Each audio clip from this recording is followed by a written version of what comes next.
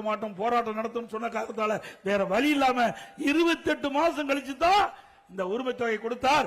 அதற்கு காரணம் அனைத்து இந்திய அண்ணா திராவிட முன்னேற்ற கழக கட்சி தான் என்பதை உறுதிப்பட தெரிவிக்கிறேன். முதலமைச்சர் எப்படி ஐஏஎஸ் ஆபீசர் செயல்படுவார் தெரியும்.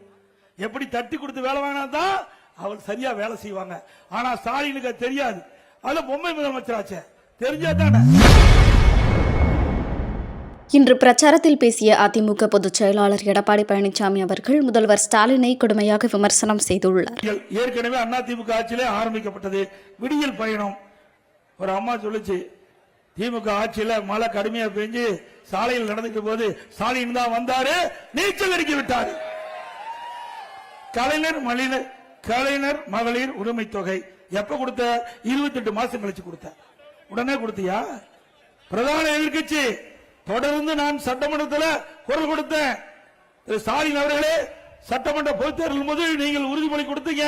அந்த உறுதிமொழியை ஏற்று பெண்கள் தங்களுக்கு உரிமை தொகை மாதந்தோறும் கிடைக்கும் என்றுதான் உங்களுக்கு வாக்களிச்சீங்க. வாக்களித்தார்கள். அதன் பேர் தான் நீங்க முதலமைச்சர் அமர்ந்திருக்கிறீங்க. 28 மாசம் முன்னோடி ஓடி போச்சு. இனியும் நாங்கள் சும்மா இருக்க மாட்டோம் போராட்டம் நடத்தும் சொன்ன காரணத்தால வேற வழி இல்லாம 28 மாசம் கழிச்சு தான் இந்த உரிமை தொகை கொடுத்தார். அதற்கு காரணம் அனைத்து இந்திய அண்ணா திராவிட முன்னேற்ற கழக கட்சி தான் என்பதை உறுதிப்பட தெரிவிக்கிறேன். அப்புறம் இல்லம் தேடி கல்வி, தமிழ் புதல்வன், புதுமை பெண், நான் முதல்வன் திட்டம், இப்படி ஏகப்பட்ட அறிவிப்புங்க. இது ஏதாவது உங்களுக்கு ஒன்னா தெரியுமா? தெரியுங்களா? ஒன்னா சொல்லுங்க பார்க்கலாம். அப்புறம் என்ன பண்ணுவாரு? ஒரு திட்டத்தை அறிவிப்பாரு, ஒரு குழு போட்டுருவார். ஒரு திட்டத்தை அறிவிச்சு ஒரு குழு போட்டுவார், அதுக்கு ஒரு தலைவர் போட்டுவார். அப்புறம் ஐஏஎஸ் ஆபீசர்கள் என்ன வேலை? அவர்கள் ஐஏஎஸ் படிச்சுட்டு 20 வருஷம் சர்வீஸ் பண்ணி ஒரு செயலாளர் ஆயிருக்காரு. அவரை விட்டுட்டு ஒரு குழு போட்டு குழுவுக்கு ஒன்றும் தெரியாத ஒரு ஆளை போய் தலைவராக்குனா அந்த ஐஏஎஸ் அதிகாரி என்ன செய்வான்?